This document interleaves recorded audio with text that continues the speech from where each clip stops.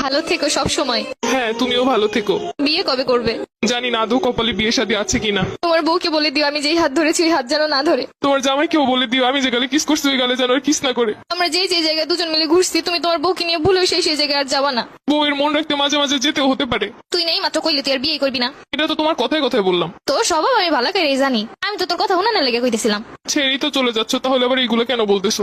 ঠিকই তো বলছো, আমি কেন এগুলো বলতেছি এখন? আমাকে ছেড়ে খুব ভালো থাকবে তাই না?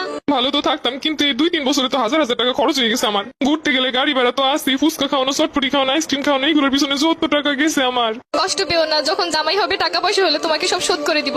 তোমার কিন্তু মাঝে মধ্যে এমবিও বইটা দিতাম আমি। হ্যাঁ ঠিকই বলছো, আমি তোমার কাছ থেকে নিতে চাইছিলাম না, তুমি আমাকে জোর করিয়ে দিছিলা। তখন তো বুঝি না এগুলো সব লস হয়ে যাবে। আচ্ছা জামাই হলে ওটাও শোধ করে দিব, টেনশন করো না। ঠিক আছে, ওইগুলো শোধ করে দিলে আমার আর মনে কোনো কষ্ট নাই।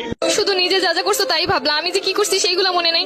একদিন কচু শাক রান্না করে নিয়ে আসছিলাম, লাল শাক বোনা করছিলাম, তোমাকে ছেড়ে খাইতে পারতেছিলাম না তাই বক্স ভরে তোমাকে এনে দিছিলাম। আচ্ছা, আমার যখন বউ হবে আমিও তোমাকে লাল শাক আর কচু শাকের তরকারি রান্না করে বাটি ভরে দিয়ে আসবো।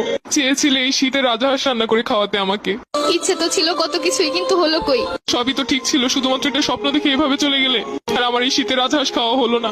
শুধু কি স্বপ্নই? তুমি যে একটা মেয়ের দিকে তাকাইছিলে 2 মিনিটের জন্য, সম্পর্কে শুরুতেই বলছিলাম কোনো মেয়ের দিকে ভুলেও তাকাবা না। তুমি শুধু তাকানোটাই দেখলে, কিসের জন্য তাকাইছি সেটা তো একবারও জানতে চাইলে না। ওই মেয়েটার অন্য গাড়িতে পেঁচে যাচ্ছিল, আমি মেয়েটাকে বাঁচানোর জন্য ওকে ইশারা করে বুঝাচ্ছিলাম। আমি বেঁচে থাকতে অন্য কেউ মরে যাচ্ছে বলে তোমার এত কষ্ট হচ্ছিল?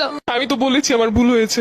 কিছু কিছু ভুলের কখনো ক্ষমা হয় না, এটা তো জানো। আর তুমি তো জানো আমি সবকিছু সহ্য করতে রাজি, কিন্তু মেয়েদের ব্যাপার নিয়ে একদমই সহ্য করতে পারি না। তাই তো আর আটকাতেও পারছি না। দোয়া করি সুখে থাকো সব সময়। তুমি আমাকে খুব সহজে ভুলে যেতে পারবে তাই না?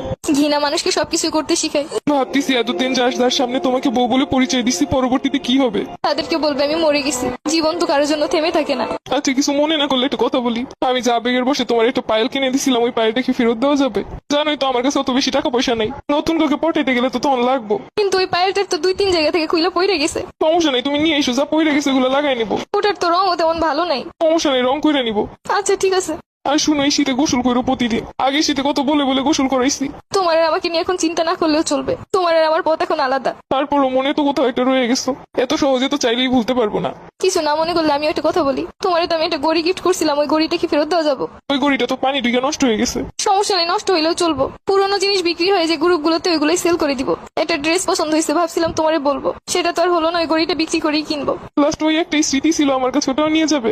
আমি নিজেই নেই, আমার স্মৃতি দিয়ে আর কি করবে?